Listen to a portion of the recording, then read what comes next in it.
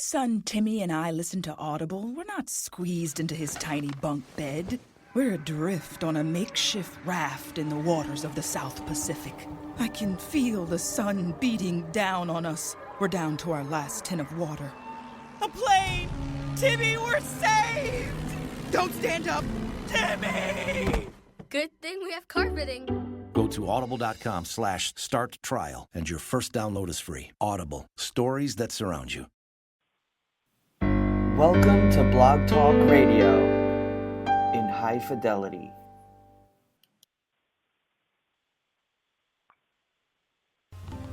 Join us for today's episode of the Utopian Realities Slope, Save Life on Planet Earth Blog Talk Radio Show, bringing you solution bearers with practical, proven, scientific ways to help you eliminate global level irradiation and extinction level threats from your body, and bringing forward the means to restore and sustain global waters, air, soil, and sentient life. Welcome.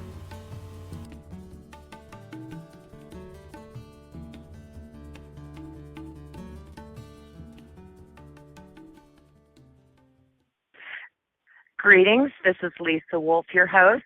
Welcome to the Utopian Realities from Concept to Planetary Restoration, Slope, Save and Sustain Life on Planet Earth, Earth Aid Friday Solution Bearers Forum, where we give people with real solutions and insights into global transformation and healing a platform to inform you, the listeners, about ways to bring a better tomorrow today.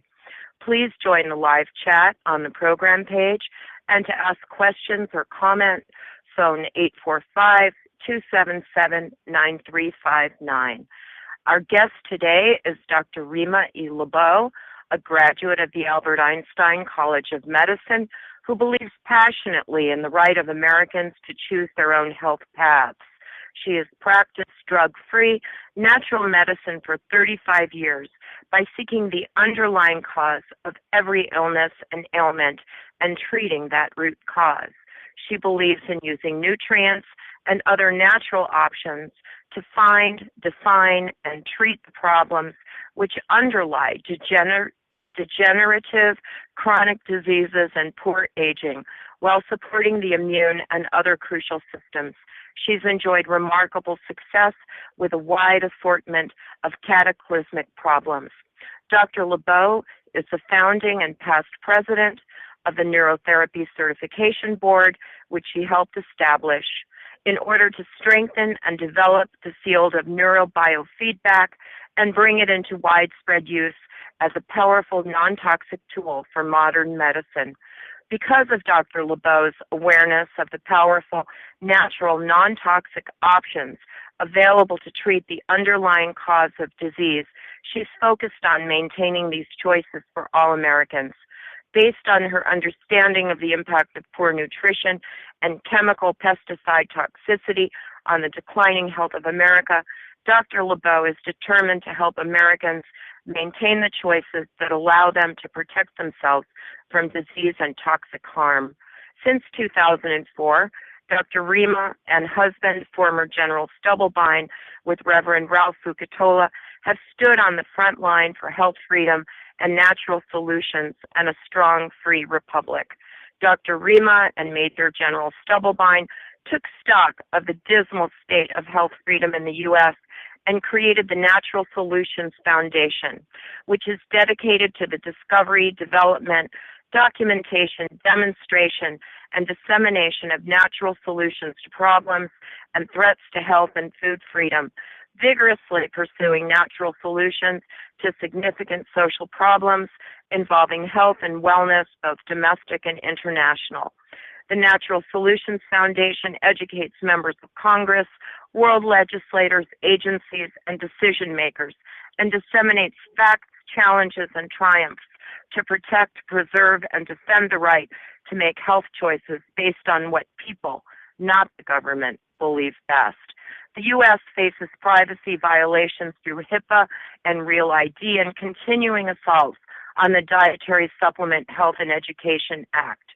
witch hunts against medical practitioners, stifled medical technologies, practice guidelines forcing doctors to pharmaceutically treat diseases and conditions, and internationally faces Codex Alimentarius and domestically harmonization with Codex.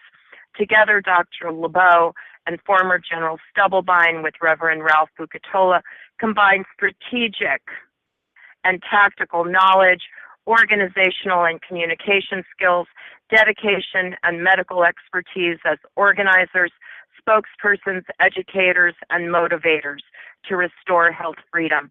The Natural Solutions Foundation believes people own the Republic and decisions impacting lives so far as possible should be made by the individual and oppose control through lies of multinational corporations and special interests. General Stubblebine gave 32 years to defending this country's freedom and won't surrender to an econometocracy, and neither will Dr. Rima. Welcome, Dr. Rima. Thank you so much for joining us. Lisa, thank you for that lovely introduction. I must offer a couple of corrections. First of all, I have been practicing drug-free medicine and psychiatry now for almost 50 years. That's a long time. And I know that drugs are unnecessary except in the emergency room and the surgical suite. That's something that people need to understand, that when they say, but my doctor said to take this, they're listening to someone who is miseducated or has a conflict of interest about their health, their body, their own freedom. This is a fundamental issue, and maybe in a little while I'll read the e-blast and newsletter that I just sent out about this issue, because I'm ripping mad, Lisa, and I want people to understand why and to be able to mobilize their own anger about these issues. Second of all, Ralph Bucatola, I understand he's joining us. That's wonderful. Is not just a reverend, but he is a person to be revered. He is an attorney who has been fighting for health freedom and for our right to have and take any food or supplement that we so choose for quite a number of years. And in fact, if it were not for his success bashing the FDA around in the 1990s, we would not have dietary supplements. So he's a very, very important freedom fighter, and I'm very honored to be his colleague and associate in the Natural Solutions Foundation. Well, I think he is 973 area code. I believe he's joined us. Let's let Ralph in. Wonderful. Hello, Ralph here. Good afternoon, Ralph. Hi, Lisa. Wonderful, wonderful. We're all here. Excellent. Thank you. Thank you. It's such an honor and a pleasure to have you both on the program. So, Dr. Rima, let's go right to the topics that you want to cover for our listeners today. This is absolutely. You have the floor. Thank you. Let's start with the fact that health freedom is not just a phrase. It is your fundamental and first freedom. Either you own your body or you do not. If you do not own your body, you are a slave.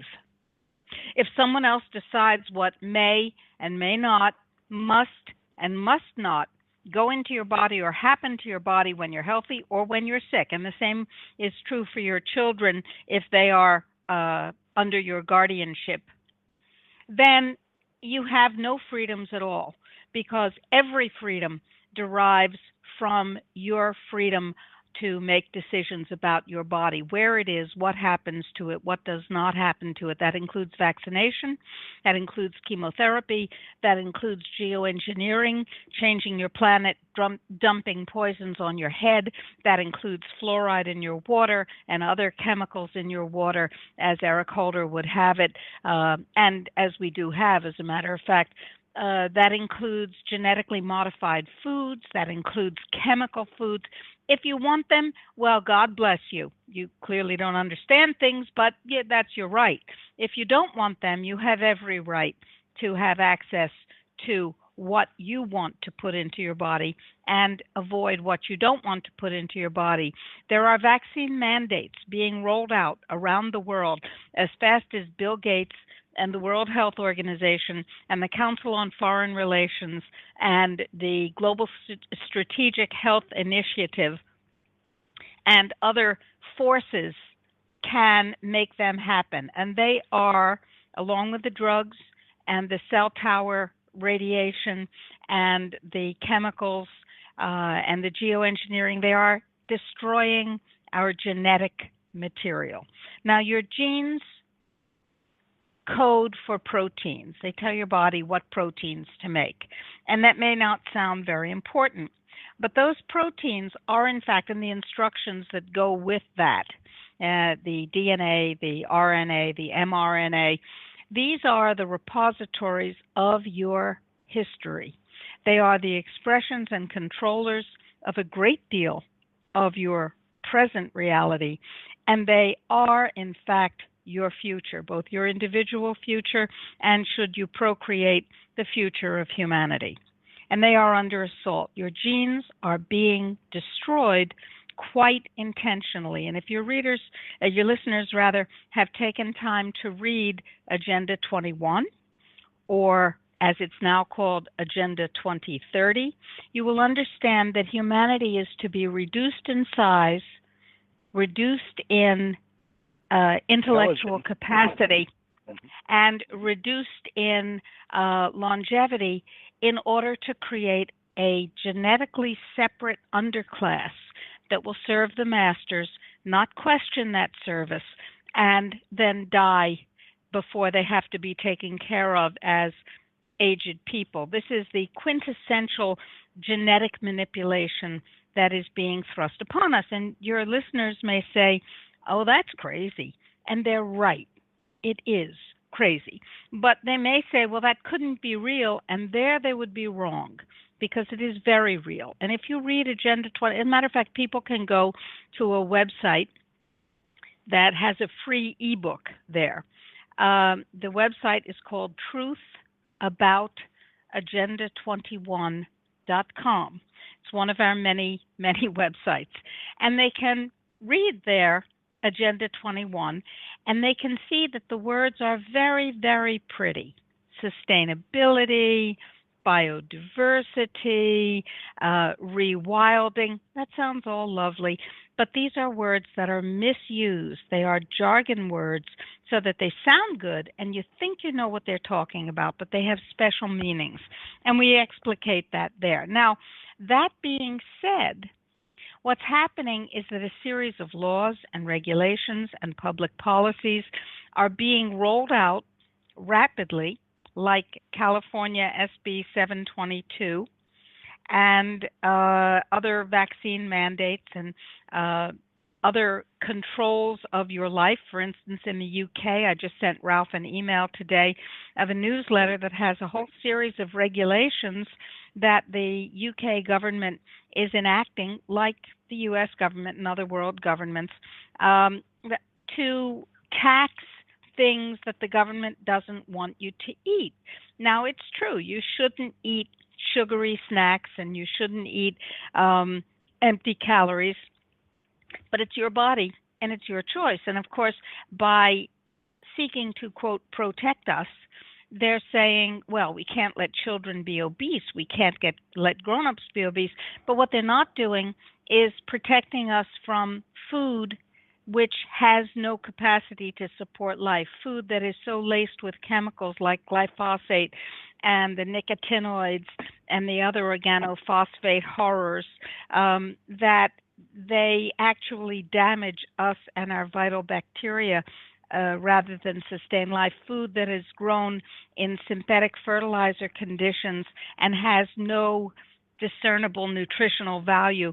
Food that is synthetic, food that has high fructose corn syrup. They wouldn't touch that, of course, because that would hurt the profits of the big agri, big pharma, big biotech cabal, and that's what it is. And so they're saying, well, people should be taxed if they make bad choices. And they, of course, determine the bad choices. And this goes on and on. It goes on in medicine. It goes on in food. It goes on in geoengineering. It goes on in water pollution and water contamination. It goes on because of bad science.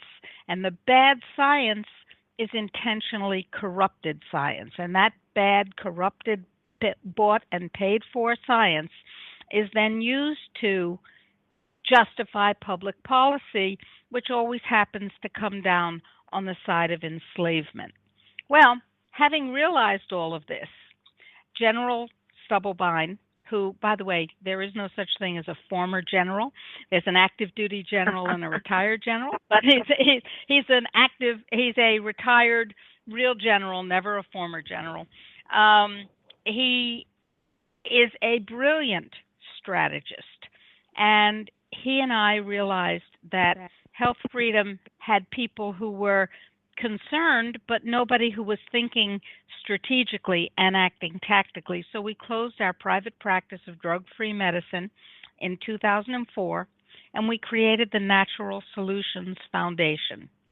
And by the way, our principal website, and I hope all of your listeners will go there, our principal website is www.drrimatruthreports, DRRIMA, truthreports.com. And we tell the truth. And it gets us in trouble with the U.S. government, which has exposed us to its extrajudicial program called Operation Choke Point. It gets us in trouble with NSA, which shuts down our websites and interferes with our broadcasts and blah, blah, blah, blah. It gets us in trouble with the agencies that wish we would stop telling people the truth, and we won't. And we don't. So we need your support. Yeah. In fact, General Burt wrote a very important article called Privatizing Tyranny, which I think everyone ought to read. Go to drrimatruthreports.com, and you can find it in the blog. And, of course, drtruthreports.com is a place where you can donate. And as Dr. Rima says, we need your help. Very important. Now, it is very important. We have lots of free books. We have all kinds of things, and we have a newsletter. If you will enter your email and your first name, we don't want any identifying information beyond that, but just your email and your first name. If you'll enter that at drrimatruthreports.com, we will give you a complimentary subscription to our newsletter, our e-newsletter, and there are lots and lots of important pieces of information in that newsletter. This is the defining battle. Its familiar name is informed consent, and as General Burt, who is really, very good at these things, as General Burt has said, informed consent is the defining issue of the 21st century. Who indeed owns your body? Who indeed owns your DNA? And who indeed owns your future? Well, one of the topics that we're all looking at in terms of personal freedom and liberty is our status as U.S. corporate citizens, which correcting that is in and of itself a somewhat unclear path. Is there a long-term strategy that General Stubblebine and you can help the people follow? I understand about informed consent, and I do have, a Natural Solutions Foundation informed consent card in my wallet. I, spend quite a bit of time studying and listening to those within the freedom movement, because most people by status really are really not free. although we think that we are. Well, that's a very, very good question. Let's first talk about the Advanced Vaccine Directive card. You have the right to informed consent if you live in any of the 126 countries which have signed the Geneva Convention. And if you're listening to this broadcast, if you're accessing it, you're probably in one of those countries. But you have to assert it correctly. And this is an area that Ralph, the attorney who understands this best of all, can talk about. But before I stop, let me say that when you assert your informed consent, you are asserting your status as sovereign over your own person. There are other political ways to assert your status as sovereign over your own political person as well, your juridical person. And there are people who are very, very expert on that, whom we are glad to learn from and glad to support. But that is not the area that we are most expert in. We are most expert in health freedom, and the more informed your consent is and the more definitive you make that informed consent, the more importantly non-enslaved you are. Ralph, do you want to take the conversation? I think it's a really good point to raise. I mean, we do have an internationally recognized right of informed consent. It's excuse me, folks. It's something that people like the crony bought and paid for legislature of California do not have power to interfere with. Now, California, and Dr. Rima mentioned SB 277, this horrendous bill passed last year that went into effect this July. There's, by the way, a court case pending. There's a motion for a temporary injunction. The judge heard the arguments a few days ago, and by the middle of next week, we'll be issuing what I hope will be an injunction against that horrible law. That law says, oh, yeah, well, we know you have a constitutional right in California, children, to a free public education, so-called, but that doesn't matter. If you assert your right to be vaccine-free, if you assert your religious objection to vaccination, if you assert your philosophical objection, you can't have your education. So basically they're conditioning the child's right to a free public education on surrendering the child's right or the family's right to informed consent about medical claims. This violates a lot of laws. It violates Supreme Court decisions in the United States. I mean, gosh, the court, as recently as 2013, said we have never wavered from our position that you have a right to prevent a government agent from piercing the skin. That was McNeely versus Missouri. Very important case. This law has been with us a long time. It has been since at least the beginning of the 20th century, 1913 to be exact, a actionable tort for a doctor to engage in a medical intervention without informed consent. So it's real clear. The law is on our side in this one. What about the spraying that's going? I mean, I saw something on your website the other day because you've been following the Zika outbreak. And there was some news that they've been spraying over neighborhoods in Florida. Absolutely. Let me talk about that one. Go ahead. Zika is a hoax. The Zika virus, as I think all of your listeners know by now, Lisa, was registered in 1967 by the Rockefeller Institute scientists who first identified it. And it's been known and tracked around the world. And it causes a mild flu-like disease that goes away. Some people get a rash, some people don't. Of the people who actually have the virus in their bodies, 80% never have any symptoms whatsoever. Very much like polio, where 80% of the people who had the virus detectable never had any symptoms. Another 15 or 18% had a mild cold, and that was it. But as the Zika hysteria has grown, we all need to be concerned for the damage that it will cause for the fetal microcephaly, for the late onset microcephaly. Your brain gets smaller and your skull gets smaller, for the Guillain-Barré, which is another fancy name for polio. And so we need a vaccine and we need to be protected. And so there was, and this should be terrifying to anyone who's listening, there was a forced house-to-house armed collection of urine in a town called Wynwood in Florida, which is sort of upscale, trendy, progressive, has about 12,000 people there. The median age is 36. That becomes meaningful in a moment. And so at gunpoint, people were forced to yield urine samples. And allegedly, of course, we have no documentation that this is true, allegedly 15 people out of 12,000 were found to be positive for the Zika virus.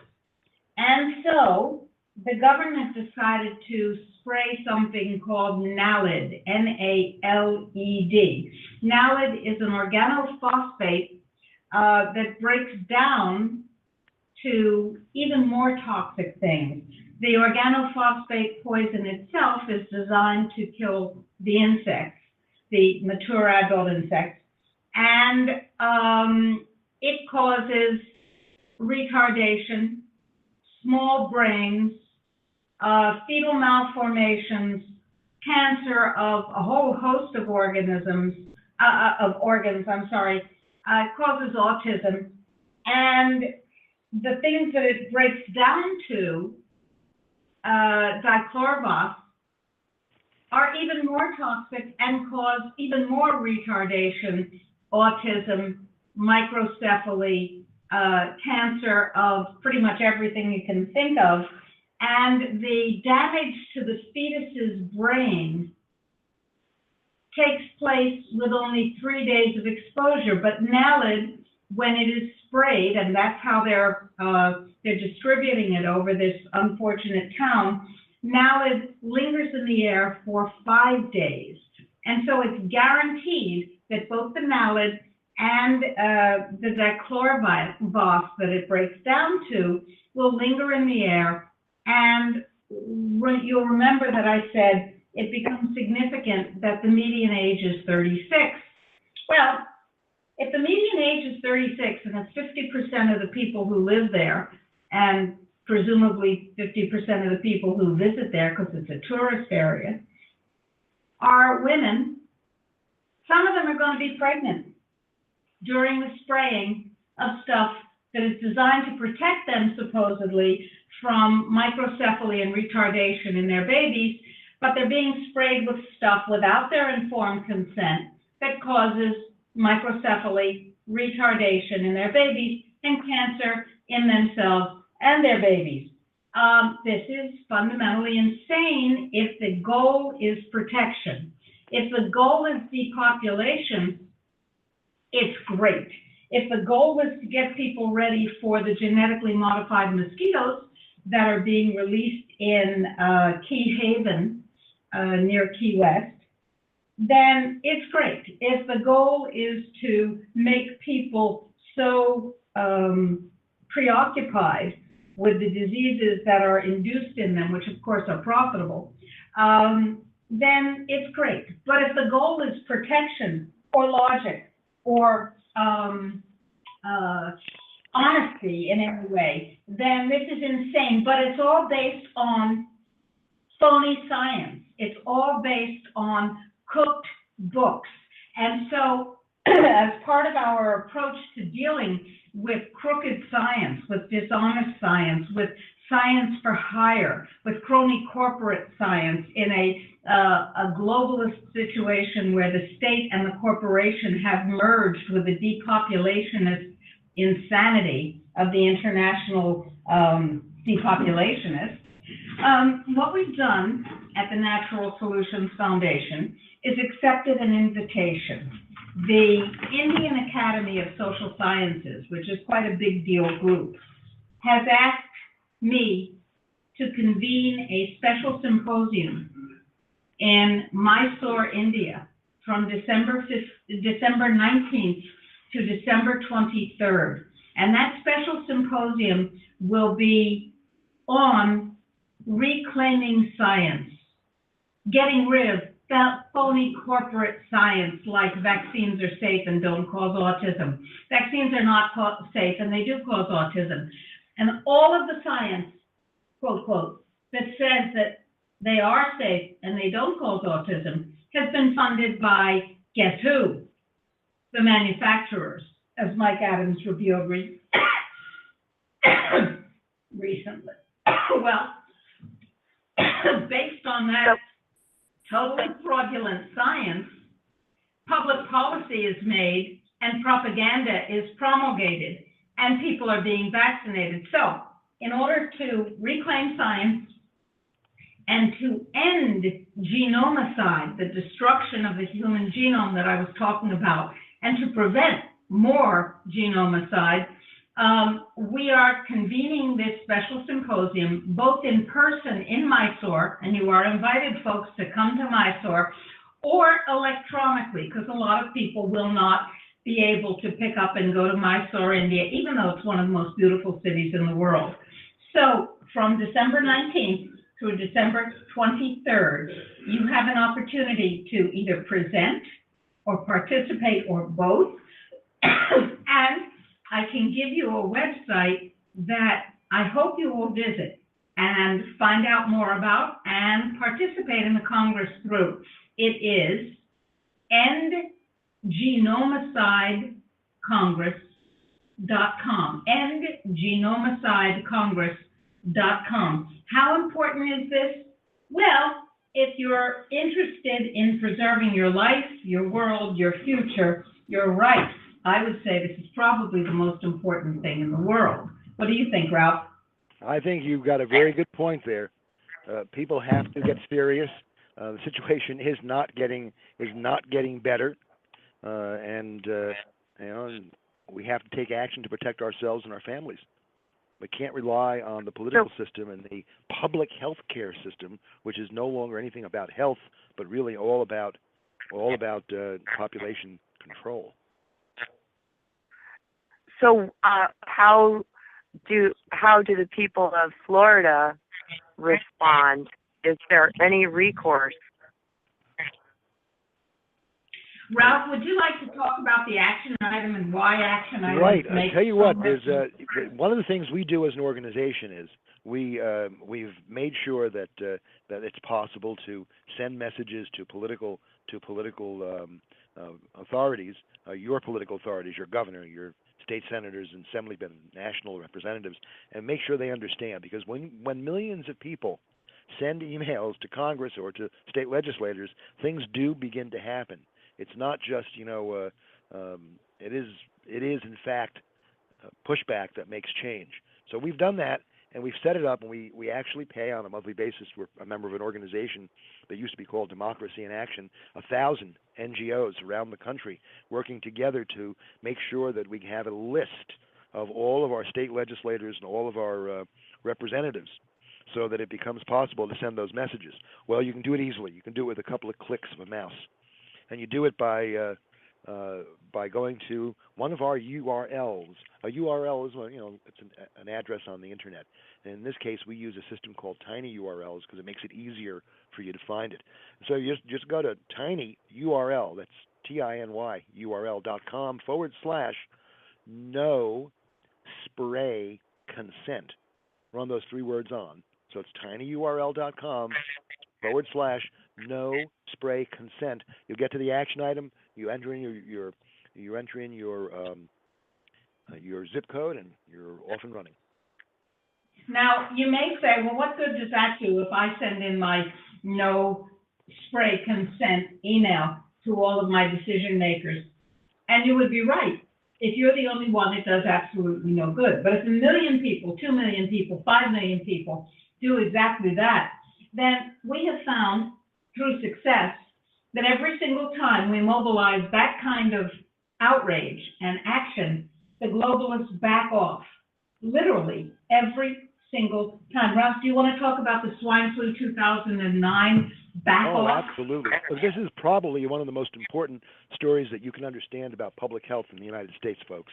And that's what happened in 2009 with the swine flu vaccine panic that didn't happen. Now, it is true that this is not the first swine flu vaccine panic. The very first one was in 1976. Over 400 people died from the vaccine that was introduced for this alleged swine flu that was going to, kill millions. And no one died from the swine flu. Exactly. In fact, because the drug companies were legally responsible for the damages they were causing, they very quickly stopped that vaccine program. There was no, get this important, there was no pandemic. It stopped. And the drug company said to Congress, look, we're not going to make vaccines anymore because we have hundreds and hundreds of lawsuits. We're going to be destroyed. We won't do this unless you protect us. And Congress, always supine to Big Pharma's desires, ends up passing a law, the Vaccine Injury Compensation Program, that sets up a special tax, not paid for by the drug companies, by the way, but paid for by the people who are forced to buy vaccines. And the tax has set up the vaccine and compensation plan, $3 billion paid out already, about a third of it in the most recent period. So it shows that the number of payouts is getting bigger and bigger. Very dangerous situation. That leads us up to 2009 and another swine flu allegedly coming at us. This other swine flu allegedly coming at us is now told to be a novel strain of the virus which has pandemic potential, but it's only a change of strain, so we don't have to safety test the vaccines. So we ended up with the U.S. government buying some $4 or $5 billion worth of swine flu vaccines, unsafety tested, and beginning a plan. And the plan was, according to the Secretary of HHS, Sebelius, the plan was to vaccinate everybody in the country, starting with the volunteers. Now, there weren't enough vaccines to go around. Even with their billions of dollars, even buying up all of the production of 5 companies, they still were short. They had 150 million doses. They need 325 million, and they're going to stretch the supply by adjuvanting the vaccine, by adding to the vaccine something called squalene, and they buy $500 million worth of squalene. And it is going to be mixed. This is the actual plan that the CDC tells Congress about. It's going to be mixed in 90,000 locations around the country. No, not pharmaceutical laboratories. No. Grammar school cafeterias, town hall basements, good, clean facilities like that. They're going to mix it by hand in order to stretch the supply. But, says Sebelius, our own scientists won't sign off on the use of squalene. They think it's dangerous. So we can't do this unless there's a national health emergency. 1 week later, the person in the White House signs a national health emergency, and they're poised to mix this squalene, which causes, as Dr. Rima will tell you momentarily, immune system-mediated, irreversible infertility, among other things. And they were going to do that to the American population. It was a clear attempt to engage in really what's genocide. When you make it impossible for people to have offspring, you have effectively committed genocide. What happened? Correct. Millions of Americans sent in emails saying, no, I won't do it. Almost nobody showed up for these vaccines. I mean, the city of Boston, the home city of vaccination in this country, they were warning people, only 50,000 doses and 500,000 people, you better get in line a day or two in advance. They have police lines set up. They have guard dogs. They have everything ready. And 500 people show up for the vaccine. So few Americans show up for the vaccine that there is no panic. There is no pandemic. The vaccine, as we know, creates the pandemic. And what happens? Well, the federal government's got billions of dollars worth of toxic vaccines on hand, so toxic they can't actually dispose of them. And they've got $500 million worth of squalene. We have a national squalene stockpile. How wonderful. That's the story. And it stopped. It had to get stopped. It got stopped because people sent those messages to Congress and to their state legislators, and we provided them the ability to do that.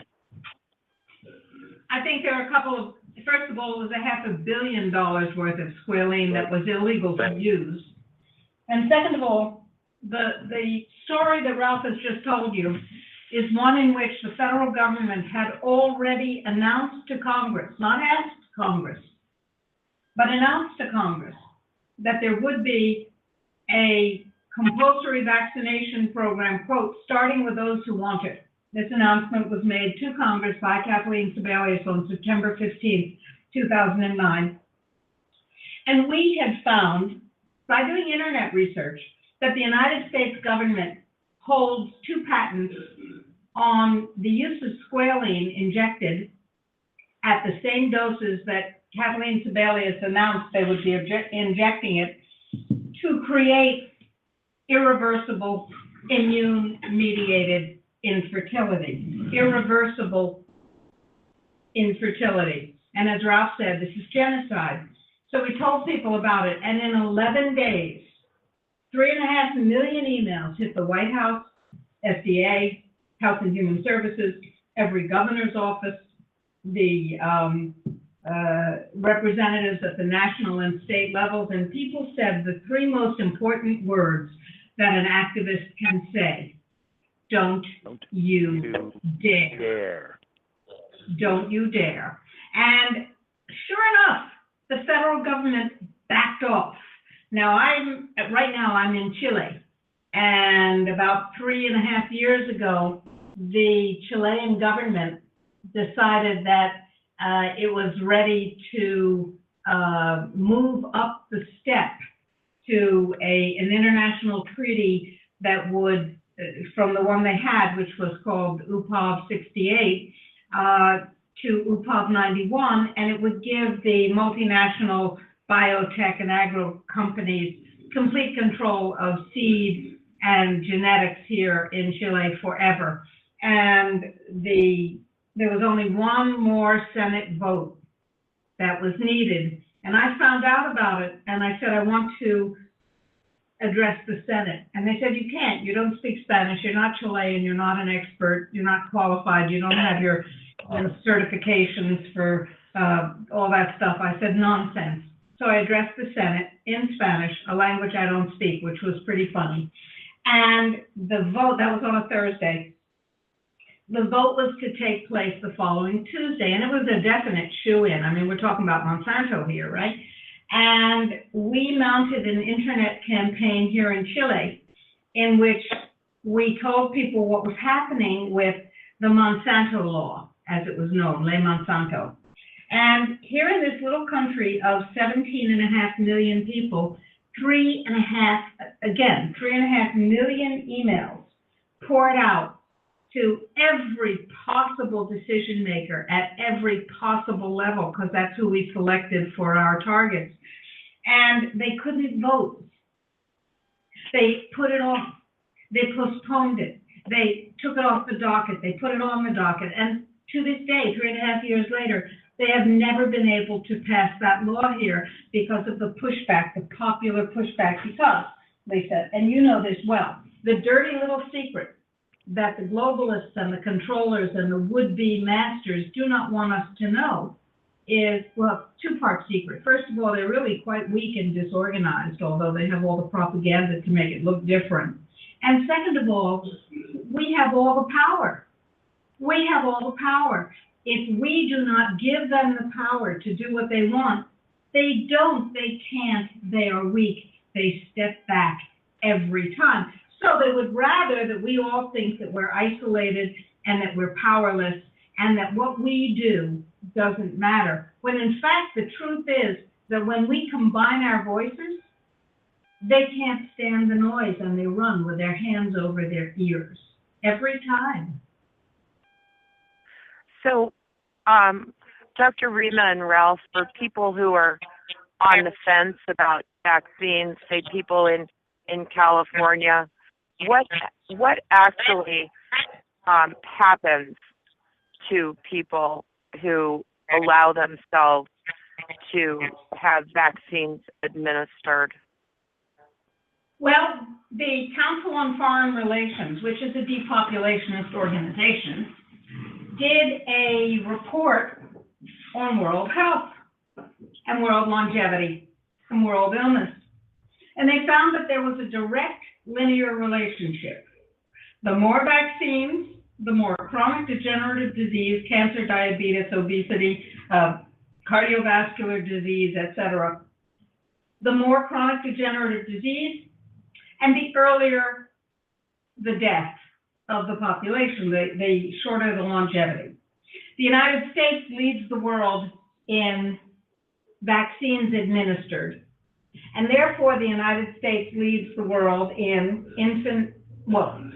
has the highest infant mortality rate of any developed country in the world, has the highest one-year infant mortality because infants die from vaccines. We call it sudden infant death, but that's what it is. It's vaccine death, and we know the mechanism. Michael Innes, MD, was kind enough to participate in something that I'm going to tell you about in a second, where people can get all the information they need free. And he explained Dr. Rima, are you on speaker? Dr. Rima, are you on speaker? I was on headphones, and the headphones cut out. So I can try to go back on headphones and see if that'll work. Ralph, why don't I'm you happy to talk while you're doing that. I'll be happy to talk while you're doing that. Yeah, folks. Tell people about the May Day Marathon link, where they get 15 hours and more of experts on vaccines. And I'll see as Dr. Rima mentioned earlier, we are planning and working towards an extraordinary event in December where we're going to have 25 hours of world expert testimony at the Genomicide Congress. But we've built up to that over the past couple of years with a series of events. We were calling them war councils originally, and we were live streaming them for various locations, and then we began to do them with pure live streaming, virtual events. We've had an event on May Day of 2015 for the 2016 for the 5th anniversary of what happened in Fukushima. We've had a very important multi-hour presentation with some world experts on the issue of sudden death syndrome, of what happens to children when they have vaccine reactions. And a number of these, including a very important one on vaccines in general, have been delivered both in English and in Spanish. And that all can be obtained and gotten through our website, drrimatruthreports.com. You're looking up the marathons. In fact, if you put marathon in the search bar, it'll probably bring them all up. And we have not just the videos, but we have ebooks that go with them. And these are very major projects where we're doing what people tell us we should be doing. That is providing information in depth in a world that doesn't seem to want that. Yes, I can. Oh, good. If people want to go to tinyurl.com/Mayday Marathon, they can download a remarkable ebook with 16 hours of expert video and audio, and with lots of bonus materials and videos and scientific papers and so on. The bottom line, they can also go to a paper that I wrote and delivered in India in February of 2015 by going to tinyurl.com/Dr. Rima India paper, DRRIMA India paper. And in that paper, I made it clear to the doctors of India at the first All India Medical Education Congress, I made it clear that vaccines don't work, that they're not safe, that they're dangerous, and that everything that we know about vaccines being safe and effective is a lie. And I talked about the fact, for instance, that in the 13 months before the World Health Organization and the United States government declared India to be a polio-free country, in those 13 months, by the administration of the polio vaccine, the quadrivalent vaccine, they created 57,300 cases of polio, which they did the following with. In order to be a polio-free country, they couldn't have any polio diagnoses. So they, you ready for this? Changed the name of the disease from acute flaccid paralysis, ascending paralysis, to non-polio, acute flaccid ascending paralysis. And then shazam, lickety-splickety, hoopity-poo, there was no more polio. Now, people say, what about the eradication of smallpox? And the answer is, and this is all in the paper with abundant documentation, that because the vaccine was, of course, not working, well, duh, they had a problem on their hands. So they changed the name of smallpox from smallpox to monkeypox. And shazam, the number of cases of smallpox in the world immediately fell to 0. But the number of monkeypox cases rose significantly. Now, some years later, the New England Journal of Medicine, not a fly-by-night journal, published a study in which 530-some samples of material, fluid and tissue, from people who had died from monkeypox were examined. And because the authors didn't exactly know what monkeypox was. And they found that the virus that was present was the virus that causes smallpox. These people had died of smallpox, but the public relations sleight of hand was to make smallpox go away by renaming it monkeypox, in the same way that polio was said to go away by renaming it non-polio. Well, the viruses are really, really, really stupid. They don't know that they don't exist anymore. They don't know that they're not infecting people with the same disease anymore. They think they're doing their same job. And you know what? They are. Now, if someone, say, in California has an advanced vaccination directive refusing all vaccines, will that stand up? Well, on the website, drrimatruthreports.com/advanced vaccine directive, there is a set of detailed instructions in the FAQ page on exactly how to use it, how to record your vaccination refusal and your assertion of informed consent with your child's school or with your employer or with your physician, exactly what you need to do, and exactly how to document it. And then, as Ralph said, carrying out a medical procedure without informed consent is actually a crime in the United States.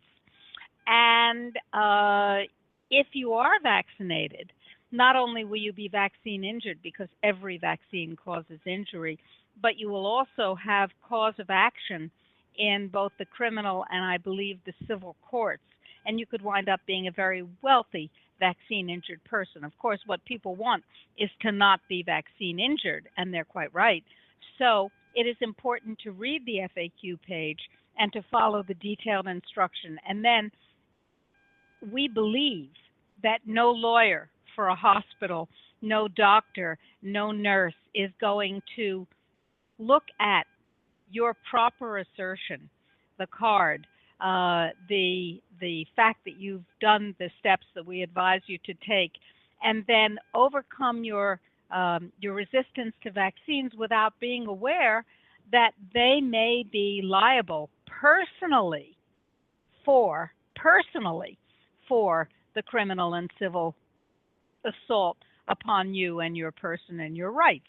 That's pretty important. We don't have any reports that it hasn't held up so far. Isn't that correct, Ralph? That's right, exactly. So let's turn back again to this case that's pending in California, Ralph. Where is that being heard? It's in federal court in San Diego, and it is about it raises 5 or 6 different constitutional and statutory issues, and it basically says it's called an unconstitutional condition when you require someone to surrender a right in order to receive a privilege, in order to gain a privilege or a benefit. Yeah, and the courts have held over and over again. I mean, there's hundreds of cases where state governments have been told you can't do that. You can't, and even if it's some privilege or some license that the state could withhold at will, to prevent that, to the word I want to use, to condition that right on surrendering some other right has been held over and over again to be unconstitutional. So I believe that this is not going to hold water. It simply is not going to work for them. I hope not. Well, have you been in contact with any of the people in Florida to mobilize the people there? We've had some contact from them.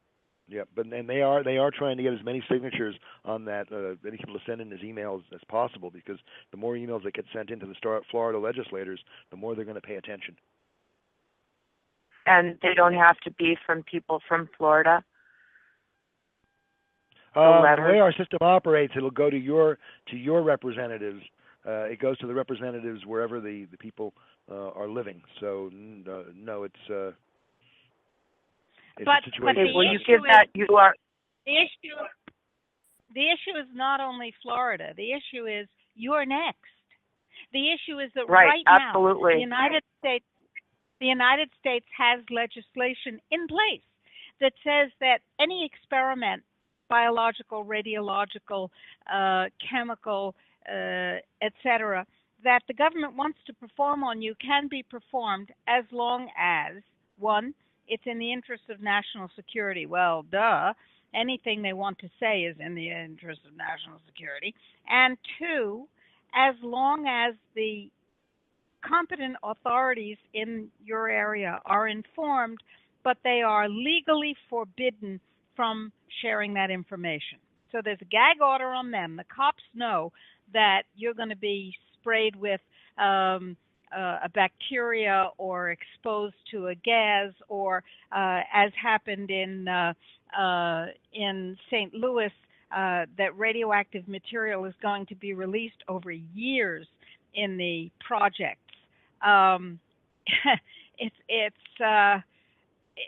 It's quite horrible, and people, when they take this action item, are saying, no, this is not acceptable.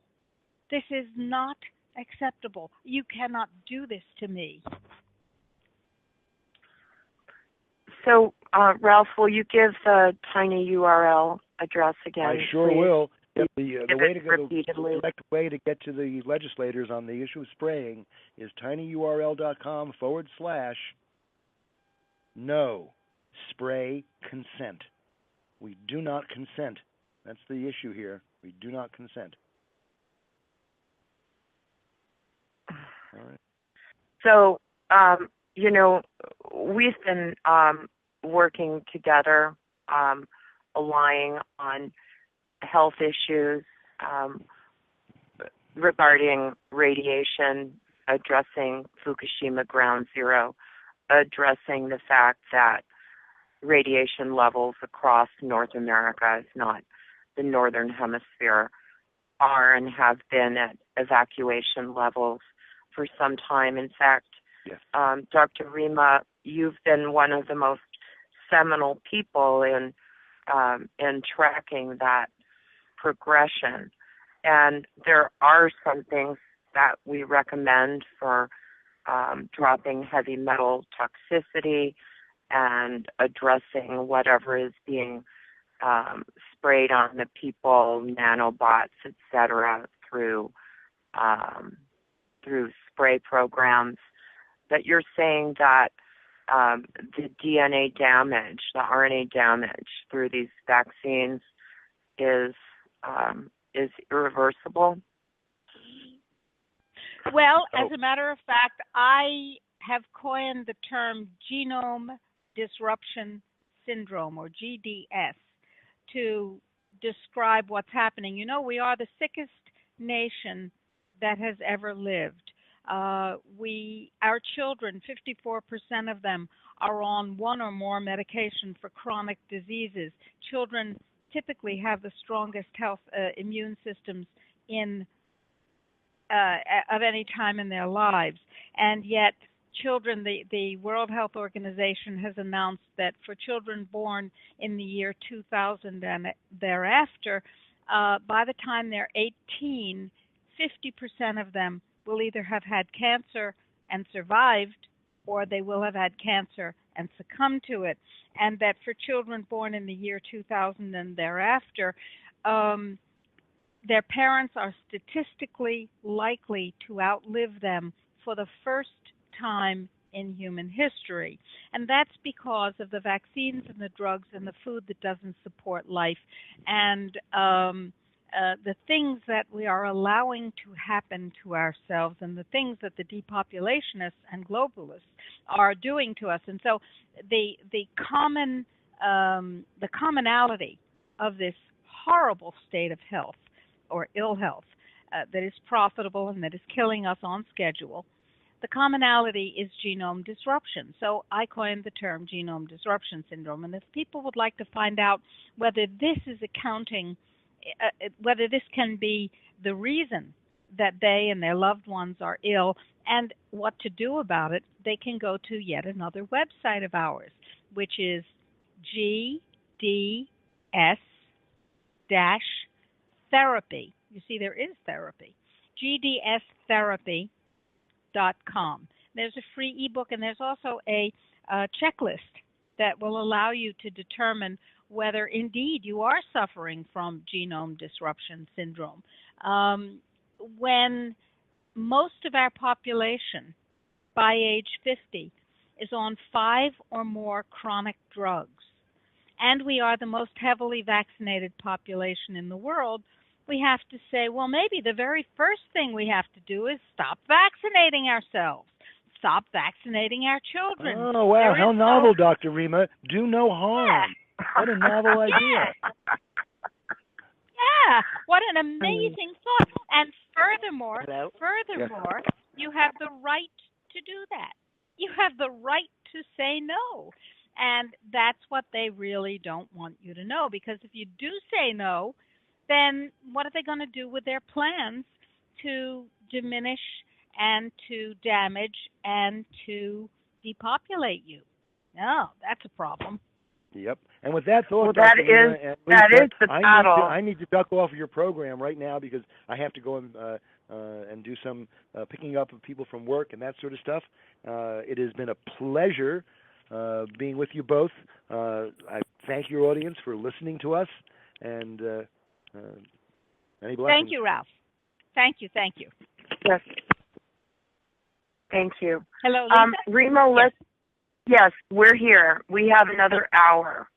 So let's take a short moment and listen to the Dr. Rima Reports theme, because a lot of people don't know, but Dr. Rima is also a musician and a songwriter and a singer, as am I. And then we'll also hear a word from one of our sponsors, who Folium PX, that I'm using right now. And Dr. Rima, one of the reasons I like it, it's a pine and grapeseed product that was formulated by Russian scientists around the time of Chernobyl. And one of the things I like about it is that Bobby Orrin had me do a hair sample before I started taking it, so that we can see what's in my system and then do the first round and see what's left and go from there. So we'll be right back with Dr. Rima.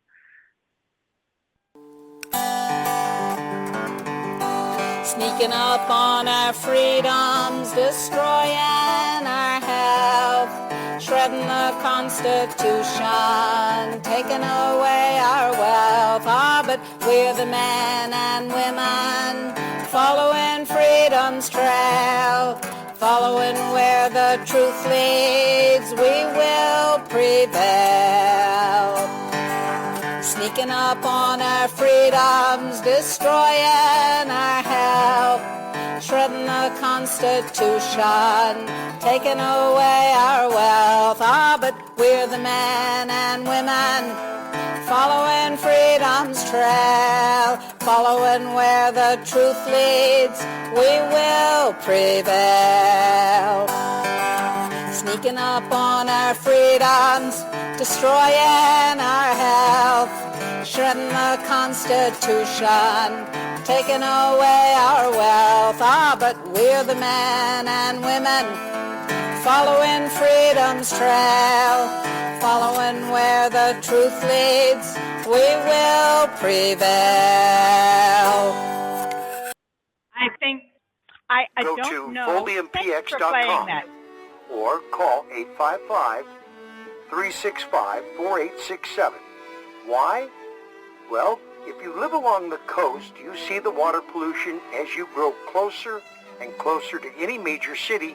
You notice that the water color changes as you get closer to the city. Why? Well, because you know it's pollution, and it's water pollution. The pollution in the water ranges from debris all the way to runoff from the rain, which includes heavy metals from the smog. Heavy metals such as lead and arsenic and mercury, all of this is coming from the pollution from cars and from industrial facilities. Go to foliumpx.com or call 855-365-4867.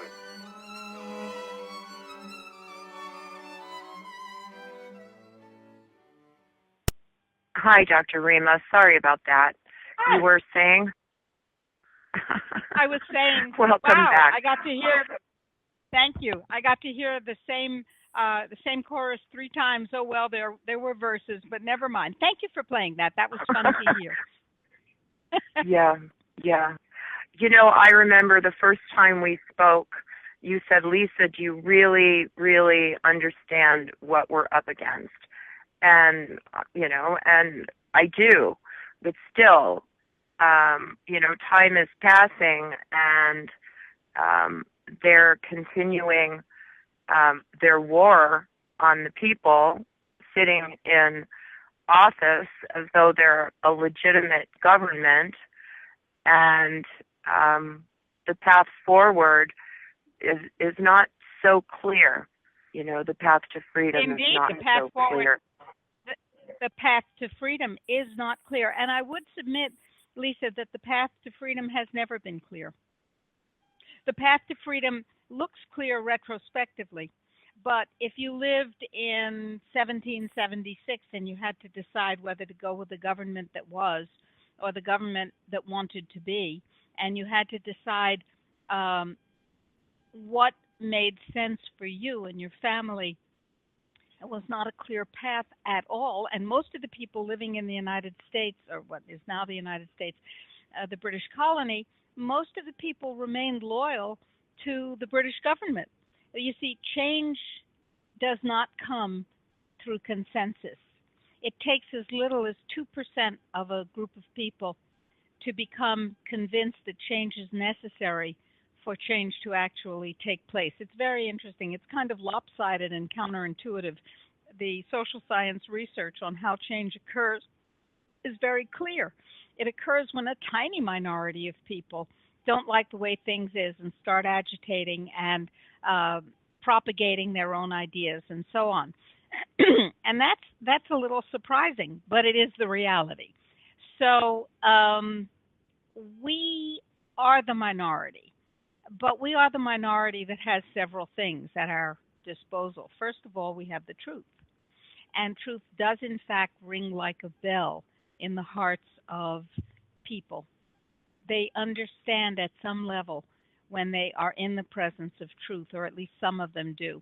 And second of all, we have the internet. If we didn't have the internet, and of course there is a lot of activity designed to take the internet away from us, if we didn't have the internet, we could not have the kind of hope that we do. As long as we have the internet, as long as we can reach out to new people. I mean, think about it.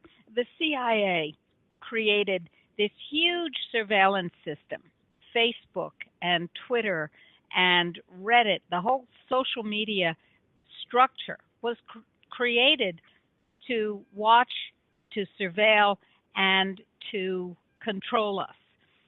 But what they did in that creation was give us a magnificent tool to reach out to one another and to do just exactly what they didn't want.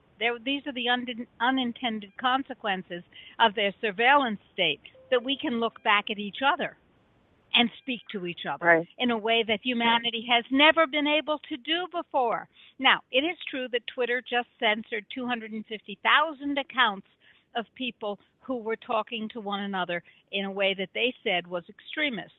I have been censored for being extremist by saying vaccines don't work and they're dangerous and you shouldn't use them. I'm censored all the time. My websites get taken down. I have violated some sort of community standard, which is proprietary and they won't tell me, by Google. So I can use YouTube and I can use Gmail, but I can't use any of the other Google services. That's sort of interesting. I can't comment on anybody's YouTube video because I'm a persona semi non grata. Okay, but the fact is that we have social media and they've given us a tool of resistance par excellence. This is true. This is true. So you and the general are coming to the United States here shortly. Yes, and I would like to talk about that if you'd like to. Oh, by the way, the newest thing on Zika is allegedly Zika virus infection kills brain cells in the adult mouse brain. Quote, pandemic might be worse than thought. And now they're talking about, are you ready for this late onset microcephaly? So your brain shrinks and then your skull will shrink because the Zika virus got in and killed your brain. Oh, please. Anything to make a panic, anything to get those GMO mosquitoes and those vaccines into you. And before we leave this topic, let me point out that every manufacturer who is licensed to deploy vaccines in the United States has had, since 2011, a contract with the Department of Defense for the introduction of nanochips into the vaccines. Did you know that? I have heard that. Will you talk about that, please? Yes. I have heard that. What does that mean? Nanochips, that means that you're capable of being surveilled and you're capable of being interfered with biologically by the injectable equivalent of smart dust. If you don't believe that there are sensors and transmitters that are smaller than a grain of dust that are dropped from airplanes and other nefarious distribution systems, then go online, Google smart dust, and take a look at the patents and take a look at the deployment patterns that are public, let alone the ones that are not.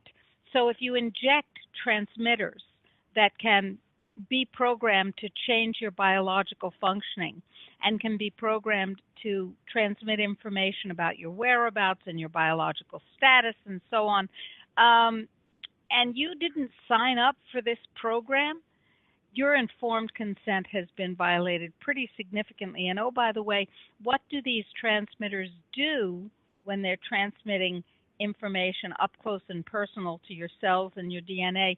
Why, they cause disease, lots of disease. It's a long conversation. There are people like Dr. Hildegard Staninger who have put out information that is very, very, very troublesome and very deeply researched that you need to know about. Well, you don't want this stuff injected into your body, first of all, because you like the interior of your body to be a modicum of a private space, and second of all, because the damage that can be done both from the ongoing communication activities of these things and from intentional alteration frequencies is not something that I would want in my body, and I don't imagine that most people would want in their bodies, their pets' bodies, or their children's bodies. Chipping, which is what this is not good for living creatures. The long-term effect of being chipped for the dog, for the cat, for the cow, for you, is not really very happy. And this is nanochipping, not labeled, identified, but very, very real. So now let's talk about General Stubblebine. General Stubblebine and I are, unless you want to go on to something else first. No. I just wanted to go back to having heard from Hans Becker, from one of our scientists who's recommending the Dr. Jennifer Daniels turpentine protocol as a means of eliminating the nanobots. Have you done any research into the time, yes, the power yes, of the time? Yes, I have. I know Jennifer. I invited her to come to Panama when I was living there and had an eco-demonstration center and a medical center there. I invited her to come to Panama and see whether this was an environment that might be a good place for her to be as well. And she came, and we decided that we were probably not best working together. But she stayed in Panama, which, as far as I know, is where her center of action is right now. And then we stayed on good terms. The fact that you and somebody else don't want to join forces and pull at the same, be yoked to the same ox cart doesn't mean that you can't have a nice relationship with that person. And so when she devised her turpentine protocol, which was then for yeast infections, she shared it with me and with Ralph, and she said that you take turpentine and this happens and that happens. And I said, Jennifer, is there any scientific substantiation for taking this toxin? It's a neurotoxin. It's kind of like drinking gasoline or kerosene. Is there any safety profile on it? Is there any research showing that it does what you say it will do in terms of the yeast? And her response was, no, but we don't need any. I said, well, we wouldn't need any if we weren't taking a known toxin, but I think we do need some. And she said, well, I'll give you a hefty commission if you will tell people about it. And they buy the protocol. And I said, I can't recommend it because A, I don't know it works, and B, I don't know it's safe. And I don't know which one is A and which one is B. They're sort of co-equal, A and B. And she said, okay. And then the turpentine protocol has now grown to be a nanobot removal protocol. And my science head is whirling around on my neck looking for data, looking for substantiation, and looking for some safety protocol, which as far as, or safety profile, which as far as I know is lacking. Now, if I am out of date and those things are available, then I stand corrected. But nobody's going to get me to voluntarily swallow turpentine. I'm sorry. Okay, good. Not happening. Well, that's why I said that I'm working with the Solium PX people who are doing the studies. But is there anybody who can measure the elimination of nanobots? I am not aware that there is. That doesn't mean that there isn't. But I am not aware of. Now, I can tell you that if in the nanobot category you include the self-assembling horror beasties that cause Morgellons syndrome or Morgellons disease, which is a very real thing. If you're including those, then it seems as if nanosilver 10 parts per million like my nano silver, which is available at nsfmarketplace.com, and which we've been talking about working out relationship with you for. Right. It's wonderful stuff, and it's totally non-toxic. So nsfmarketplace.com is where you can get that.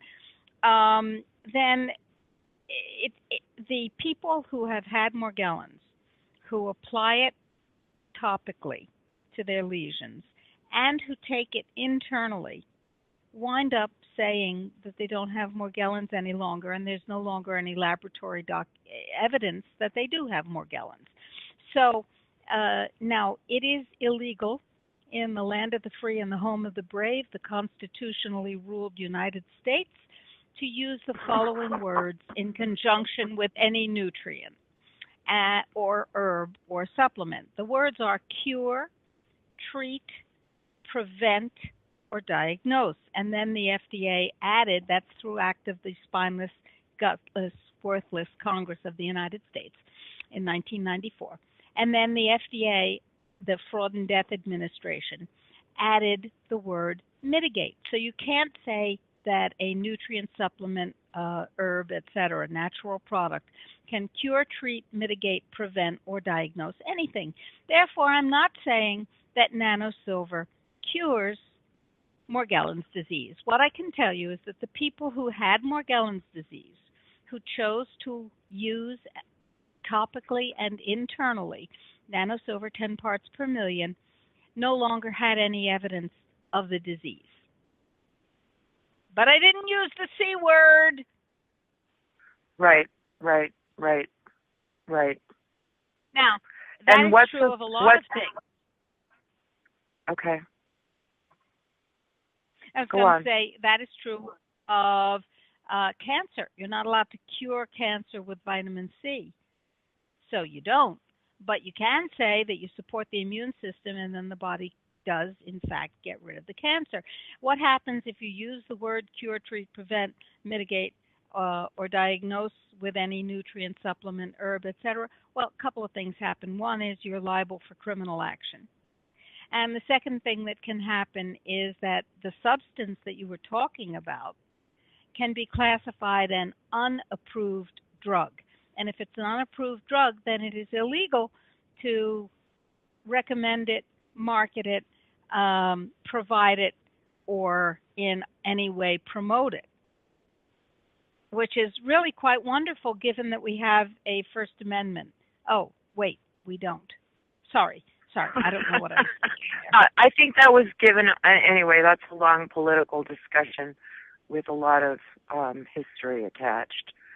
Yeah. That my friend Judge Anna von Reitz and Mark Emery and Ken Cousins and others touch upon for us, and I'm sure you'll want to listen, if not live, to the conversation that we're going to be having on Sunday with a gentleman, Eagle Eye Man, who's an Anishinaabe elder from Canada, who has some very deep understanding of the path to the return to freedom from an indigenous perspective, very well grounded in law and treaties and definitions, and that's going to be very interesting, considering I'm finding out that to be called a savage is actually a very strong standing for indigenous people, and I understand that the lawful standing for non-indigenous, I believe, of strength is barbarian or something like that. We'll hear more about that on Sunday. But unifying the health freedom movement and the incredible work that you and the General and Ralph are doing with the people who are attempting to help the rest of us to step out of Babylon and back into the Republic, we need to have some conversations, future conversations. And it's, I think one of the things, just as an aside, that, that's being discussed and that we're finding amongst those of us here on this continent is,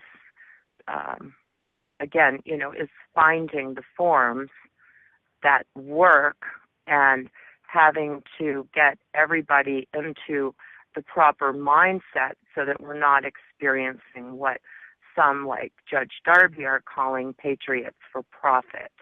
I liken it to, we're under attack. I reach out to you and I say, hey, would you hand me whatever needs to go into my defense tool? And the person standing there with the ammunition says, that'll be, $5,000, please. Because it I have to take a slightly teeny tiny little bit contrarian view. And let me tell you why. Okay. I'm a physician. I'm a licensed physician. I'm licensed in 3 states in the United States. And I frequently get letters from people who say, I have this, or my sister has this, or my mom has that. What can I do? And I give generic information because legally I cannot give specific information unless I have a doctor-patient relationship. And so I give generic information and I say, well, if I were in that situation, here's what I would do. I would take nanosilver 10 parts per million, or I would take CBD, or I would, and I give some generic information. Sometimes I get letters from people saying how, and I say, if you would like more information, more specific information, if you would like me to be in a doctor-patient relationship with you, I would love to do that. Write to me at my email with the word consult in the subject line, and we will send you the forms and tell you what the financial arrangements are for my time and my getting on board with your medical situation or psychological situation or whatever. And sometimes people do that and sometimes people don't. And sometimes I get emails that say things like, how dare you charge for this information? This information belongs to everyone. You have no right. I thought you were a good person. Or, you are doing God's work, but you don't have any right to charge for anything you do. Because most of our information, Lisa, is free. We put out free ebooks, we put out free live streams, free blasts, free newsletters, and so on. But periodically, when we have a special project, we will charge for for instance, the May Day Marathon on vaccine, 16 hours, and the special material in the ebook. That's free. But we have a shaken baby syndrome webinar, and we did charge for that. And people got really, really upset, and they said, well, some people did. Most people understood that we have to pay the bills, and we have to pay for the internet, and we have a small staff who expect to eat, even though the trustees do not receive any compensation or salary. And they have what I consider to be quite infantile expectations that everything should be free just because they want it to be. And I find that, right. or people say, well, why should I donate to your organization? Why should I donate when you are providing this information to us for free? So what's the point of my donating to you? And I think people have to grow up a little and say, hey, you're putting out all this information like you are, Lisa. You're doing all this work and you're asking for donations, or you're saying, well, why don't you purchase what you're going to purchase through our website and help us do the work that we're doing. And if they don't understand that there's a relationship between what they're getting and what they're giving, then they're in a pretty primitive place. So I understand what is being said about Patriots for Profit, but I also understand, for example, that we need donations, that we give every bit more than full-time, of our time and our effort and our energy and our vitality to everybody else's freedom. And it's only fair for people to donate.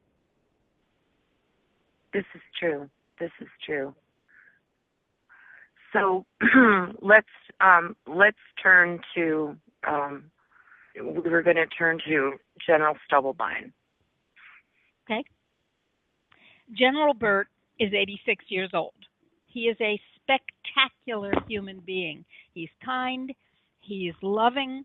He's an amazing energy healer. He is forward-thinking, open-minded, and widest in his vision of anybody I've ever met. I didn't expect a general to be like that, but he is. He's quite unique. He's a West Point graduate. He's a man of honor.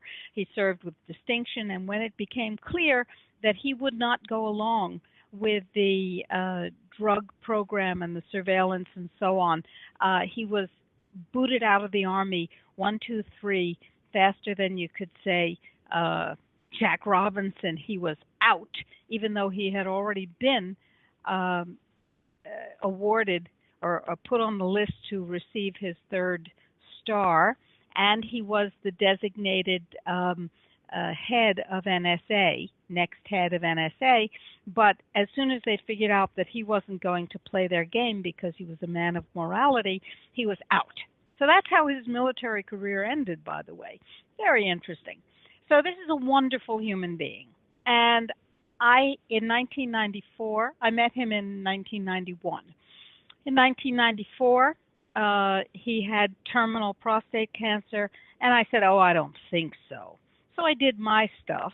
I fed his immune system, and the cancer went away, as it should.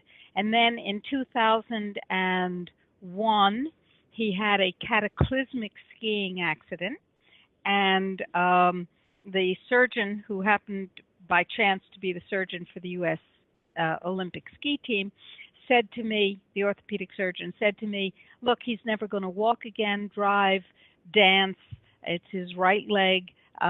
He'll be in terrible pain for the rest of his life, which will be shortened by the painkillers that he's going to need to survive. So get ready to say goodbye to him. And I said, no, I want you to give him vitamin C intravenously and other nutrients. And he said, we don't do it that way. And I said, well, it's in the literature. If you don't, I'll sue the crap out of you. And he did it that way, and he was really pissed.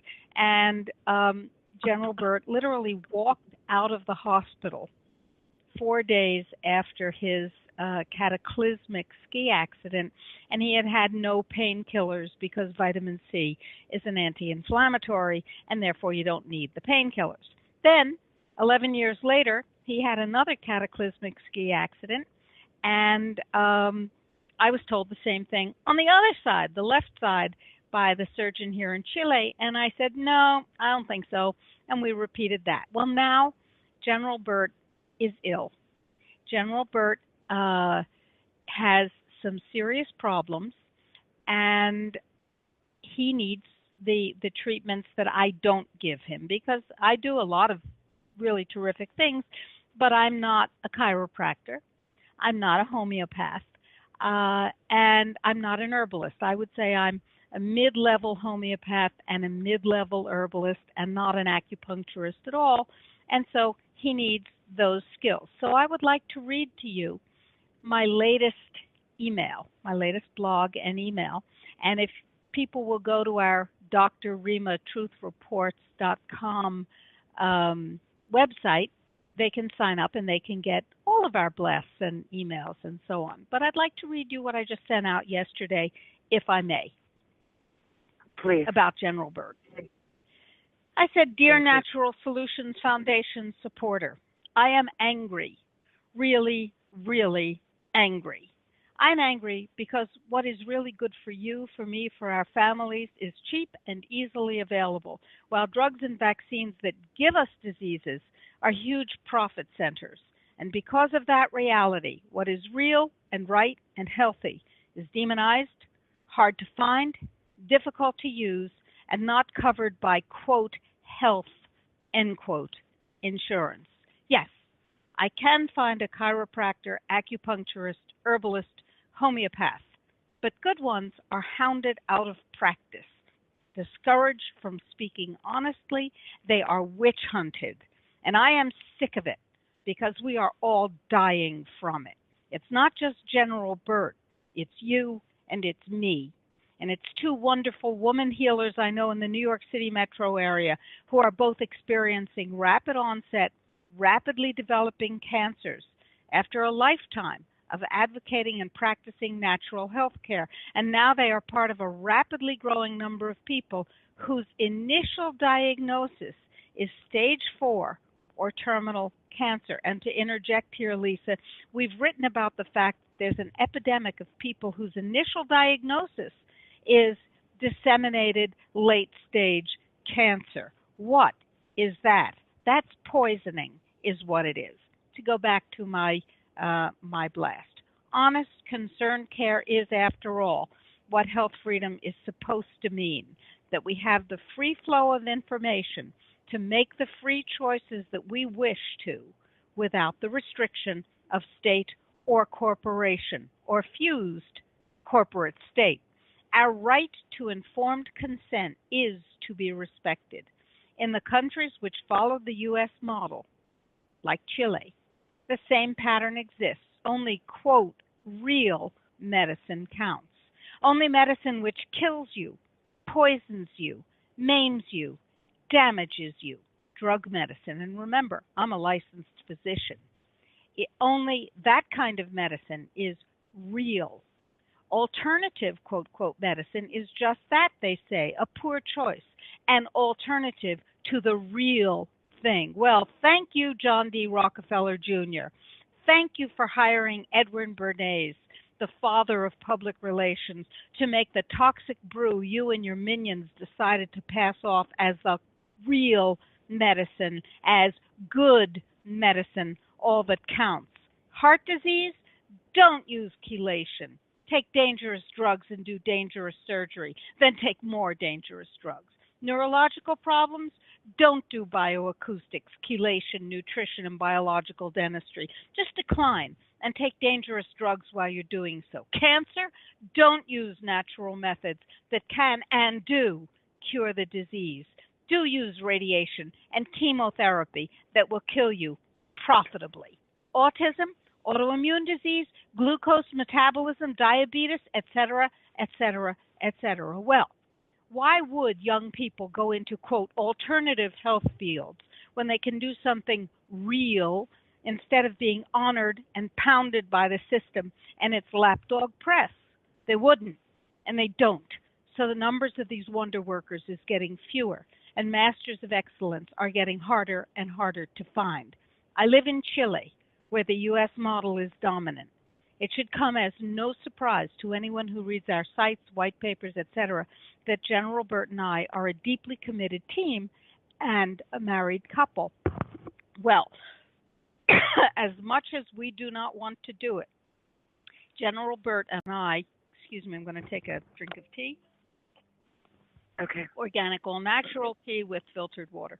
Well, as much as we do not want to do it, General Burt and I will be getting on a plane in the next now 24 hours and traveling to the U.S. for urgently needed medical treatment for him. My type of real medical treatment: chiropractic, acupuncture, homeopathy, herbalism, frequency therapies, not drugs and related fake medicine. When he had terminal cancer, I cured him in 1994. When I was told that he would never walk or drive again and would be dead shortly from the effects of the painkillers following his skiing accident in 2001, I cured him. When I was told the same thing following his skiing accident in 2011, I cured him again. Let me point out, Lisa, here, let me interject that I ski better than he does. Now he is weak. It's true. I do. Now he is weak, cannot eat or swallow, and is losing weight rapidly, because the bright, vibrant minds that should have gone into real medicine, not drug medicine, here in Chile, have not done so. Or if they have, I haven't located them, rare birds that they are. Ditto the acupuncturists, the herbalists, and the homeopaths, the massage therapists, and so on. So we are coming home, maybe, briefly to the U.S., where there are so many masters that they have not all been driven out of existence yet. And none of this, of course, is covered by conventional health insurance. As a retired career military officer, Bert was promised care in the VA system for life, as if that were something to save a life or prolong one, which of course it's not. But vets have been dumped into Medicare, Medicaid. Now that's health care, right? No. But PayPal cut off our CBD and nano silver 10 part per million sales, advanced vaccine directive sales, and donations with which we support the foundation. So last month, General Bert and I loaned the foundation every penny we received from our pensions, which is how we live, by the way. We loaned the foundation that money to keep the lights on, and the month before that. And we got hit with having to move servers and. So right now, I said in my email, I am asking for your donations for health freedom so that General Bert and I can quite literally make the trip and pay the out-of-pocket fees of the wonderful health professionals who are under attack, just as we are. Here's the link. It's drrimatruthreports.com/action/donate. Use the link and share it, please. And yes, you can even donate Bitcoin. We are being choked by the agents of privatized tyranny. And now we need to make sure that General Bert can be treated with real health care so we can continue to serve you. Thank you for your help. I hope you are mad enough to take action too. You can demand protection for your right of informed consent here, tinyurl.com/no spray consent, and say no to vaccine mandates here, tinyurl.com. Vaccination is violation. Oh, and did I say thank you in advance for your support and the positive energy I know you will send to this wonderful man? Thank you, Dr. Rima.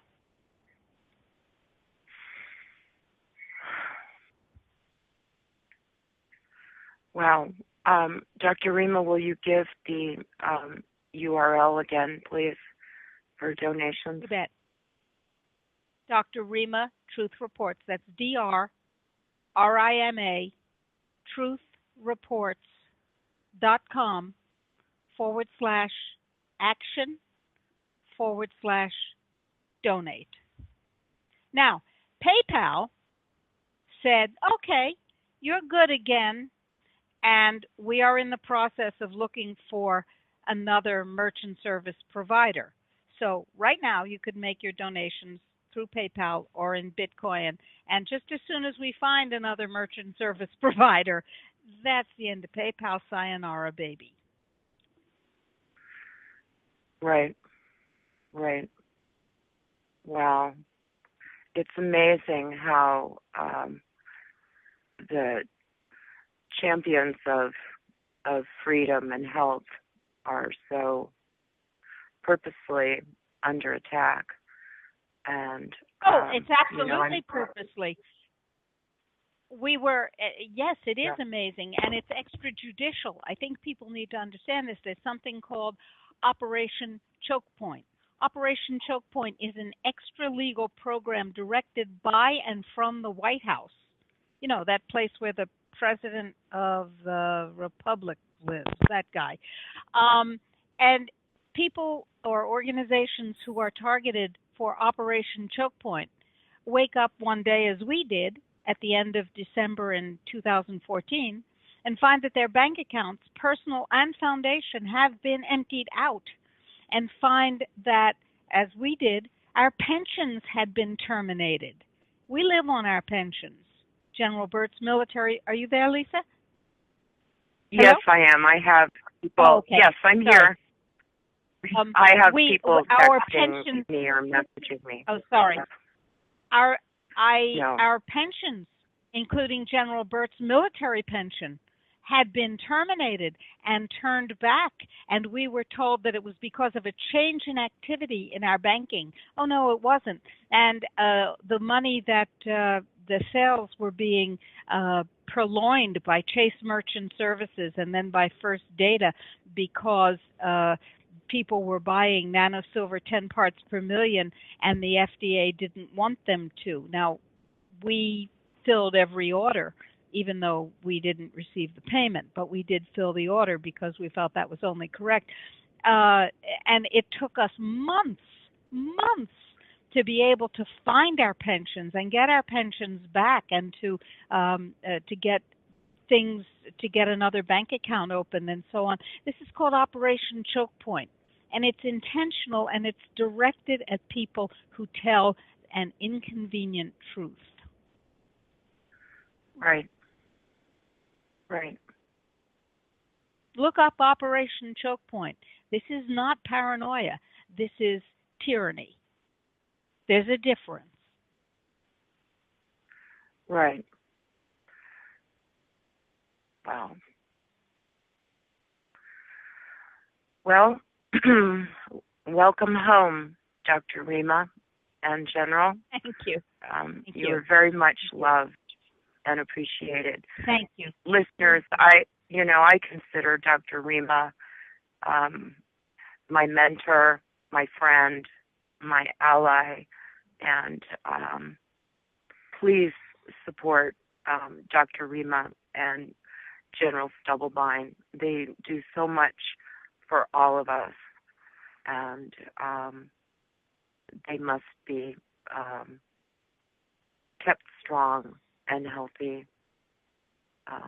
Thank you. My goodness. Thank you so much, Lisa. I want to share a little piece of this story. I was saying to the mother of a patient of mine that Bert needed this and this and this and this, and I couldn't find it here in Chile. Chile has a lot of wonderful things, but it doesn't have that. And she said, well, why don't you come back to the United States? And I said, I can't afford it. And she said, I will send you the tickets. I said, Bert can't travel economy. He's too frail right now. She said, no problem. And she sent 2 business class round trip tickets for us because she values us. I was in tears. We give so much and we don't get a lot back. So it was quite an extraordinary experience. That's beautiful. And what is this event that with Judge Napolitano that I understand you're going to be? Yes. Next Thursday, I think, Judge Napolitano will be speaking at, I can tell you in a moment, I will look for it as we converse. He'll be speaking at an event organized by the Chamber of Commerce of whatever town it is, the Pike Chamber of Commerce event, and Ralph will be going, and he asked if we would like to come, and I said yes, assuming that Bert is strong enough, which I assume he will be. In a week, I expect him to respond to the acupuncture and the intravenous nutrition and the frequency treatments and so on well. And so I said, sure, we'd love to be there. Judge Napolitano speaks truth, and sometimes he speaks about the issues that we kind of clue him into, and sometimes he speaks about other issues, but he seems to be in a position of speaking clearly and truly, and I honor and respect that. We've actually had quite a number of conversations, he and we. Wonderful. So that's an excellent opportunity to have some good strategy sessions and the strength and freedom. Exactly. And exactly. I trust that the general health will improve, and I'm glad that that you get to be with family, because I know Ralph is family. So well, he's wonderful. There's biological family, and sometimes that doesn't work out too well. And then there's heart family, and that works very well. Ralph, of course, is heart family. And so are these folks who sent us the tickets. That's beautiful. That's, and I consider you family too, Dr. Rima. Thank you, my dear. Thank you. Dr. Rima, we have 10 minutes left in the show. I'd like you to say whatever you'd like to listeners in closing, if you would, please. Thank you. First of all, I want to thank you for the work that you're doing and the forward-leaning information and vision that you bring to that work. And I want to celebrate that because it's very special. And as we who do this with our lives understand, this is not a hobby. This is not a light endeavor. This is a commitment to the planet and to its well-being. And I want to honor you for that. And thank you for embracing me in your heart as well as in your work, and it's mutual.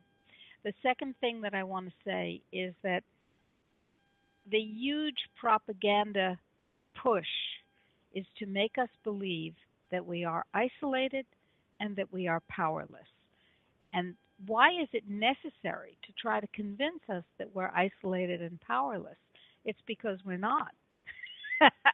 But their power, the globalist power, which is designed to suppress and repress and depopulate us, the globalist power is based on insanity.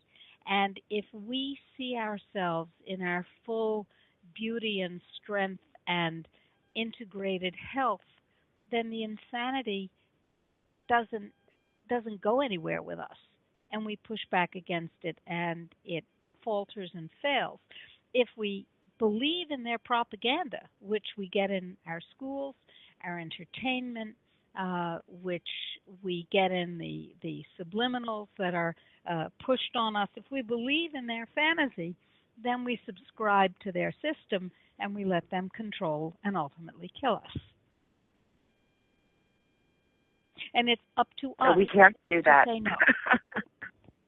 No, yes. We can't. There's no choice but to succeed. And to do that, we have to take our power. And our power is, in fact, still in our hands. But you and I alone are indeed powerless. Our power comes from combining and creating a collective outrage. I like to say that my favorite law firm is the law firm of hubbub and uproar.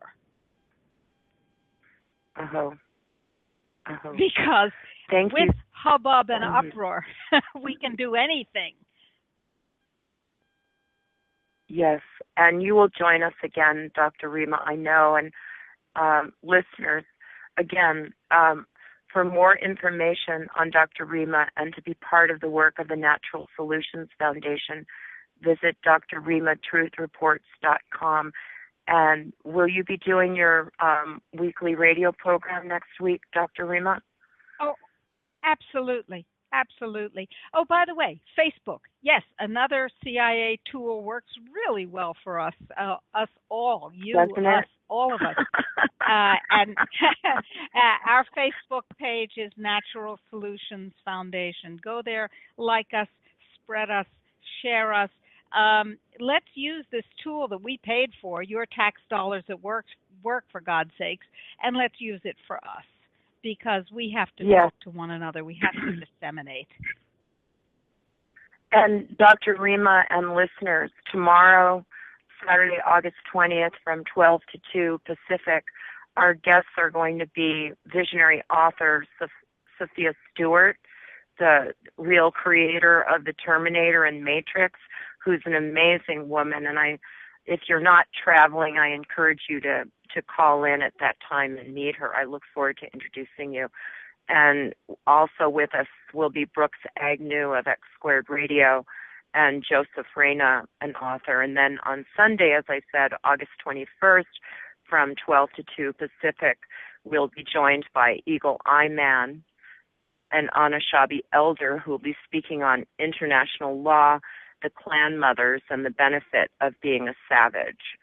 And to become part of the Utopian Reality Slope Earth Aid mission, contact whitebuffalonation@gmail.com and visit wbnslope.weebly.com and our White Buffalo Nation Facebook page, and support the Slope mission at gofundme.com/slope, as your contribution helps keep this mission going as we work to get solutions to all the people and life on Earth. But like Dr. Rima, we're not stopping anyway, because serving life on this planet, we've all been drafted. I love you, Dr. Rima. Thank you so much for thank you, joining and thank me. you so much for thank you so much for having me and for having Ralph, and keep doing the beautiful work that you're doing. You too, sweetie. Please let me know when you and the general are safely stateside. Will you please? Thank you. Thank you. Absolutely. NSA will know. I'm sure they will. Oh, that's the last point. You know, we had a guest last Friday. I think his name is Roger Andrews, and he actually was talking about instructing people on how to use remote viewing for their own benefit. And sometime we'll talk about what actually is a natural human ability, as we're multidimensional beings. Absolutely. Absolutely. Yeah. It was a pleasure talking with you, Lisa. Thank you so much. Yes, I love you, Dr. Rima. Thanks for being one of my mothers and my friend. Thank you. You're awesome. Thank you. Well, as they say in Spanish, igualmente. I don't speak Spanish. What does that mean? It means the same, equally. Okay. Igual. All right. Yes, you too. Stay strong and healthy, and we will speak soon. Thank you.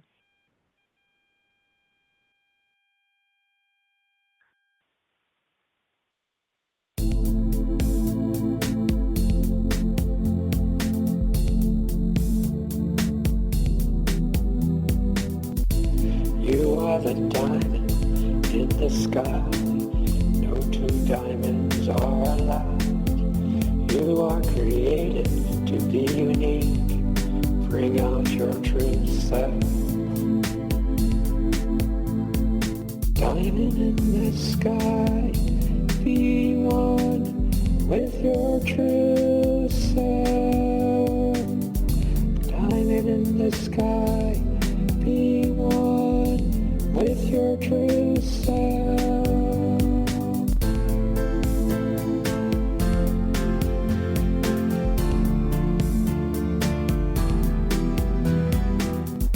Make use of your human emotions. Turn anger into action.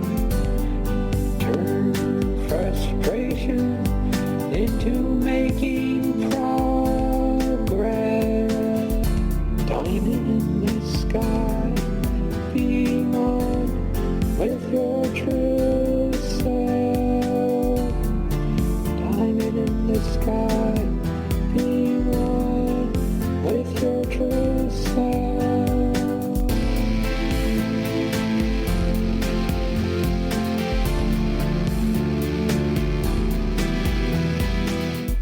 God has given you the ultimate GPS in the form of your emotions.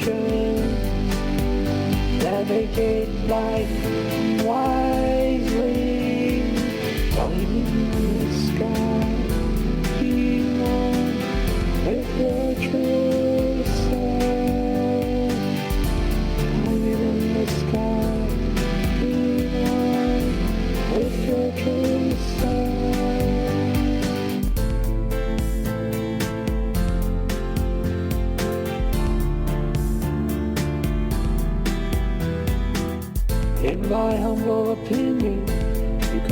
reach your true human potential until you realize your inner true self, one with the divine. Diamond in the sky, be one with your true self. Diamond in the sky, be one with your true self.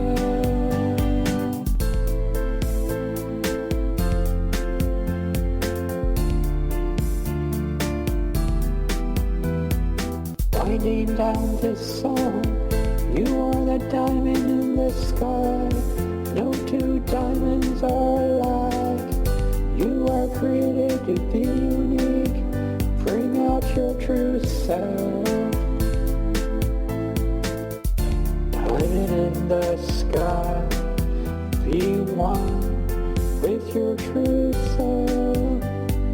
Diamond in the sky, be one with your true self. You are the diamond in the sky. Thank you for joining us. Together, let's save life on planet Earth. That's yours, mine, and all of ours, on and in the land, waters, and air. Thanks for joining us. Till next time, this is Lisa Wolf for Slope.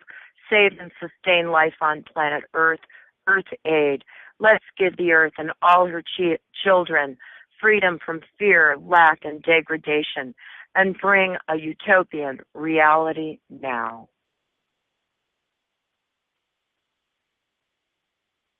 When you don't go to Geico.com, car insurance can be confusing. Like Swedish techno confusing. Bark, bark, meow, meow. Dance with me, purple cow. Bark, bark, meow, meow. Ooh, you lovely cow. Geico makes it easy. With 24/7 access, all you have to do is go to Geico.com and you could save money on car insurance. It just makes sense. Unlike, Dance with me, purple cow. I like your moves.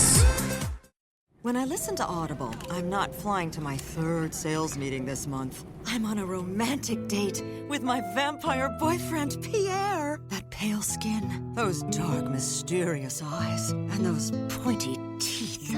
Take me away, Pierre! Ma'am? I want to become queen of the night. Ma'am, something to drink? Water, please.